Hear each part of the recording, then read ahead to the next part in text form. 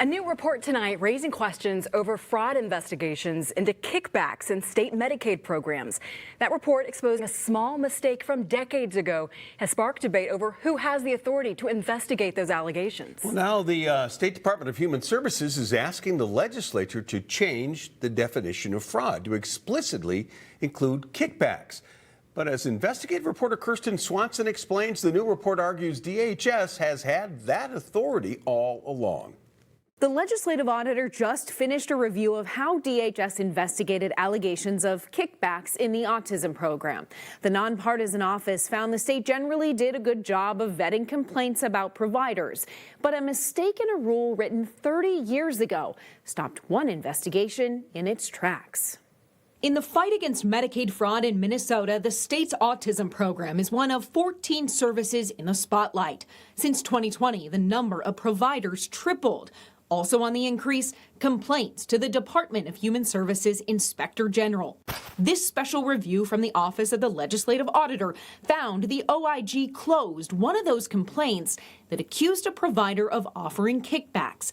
DHS said it did not have the statutory authority to investigate standalone kickback allegations. We disagreed. Catherine Tyson is the Deputy Legislative Auditor. We identified several ways where state law provided DHS the authority to investigate these cases. The OLA said the state's interpretation of its authority was, quote, overly cautious, a stance that Tyson says comes with a cost. Missing the opportunity to investigate these allegations that involved kickbacks, might have meant that something was not discovered when it could have been. The review also found an error in a DHS rule that defines what constitutes fraud.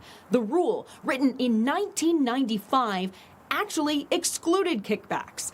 When the legislative auditor told DHS about it last year, the agency acknowledged if the rule were modified, then DHS could investigate and take action against providers.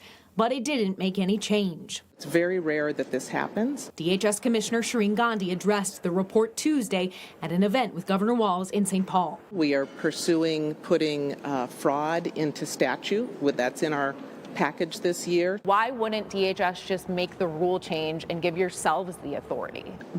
So the rule change will take longer than passing legislation. So that's why we're going the legislative route. The OLA identified this, told DHS about it in July of 2025.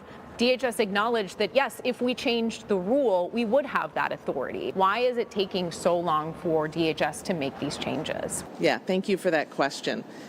We put it in our legislative package, so we are acting on it right away. While all of that bureaucratic back and forth was going on last year, the indictments started rolling in. 2 individuals, including this woman, Asha Hassan, have admitted to carrying out multi-million-dollar Medicaid fraud schemes using the autism program. Hassan admitted to paying kickbacks to parents and families who enrolled in her autism center. We're still waiting for her sentencing date.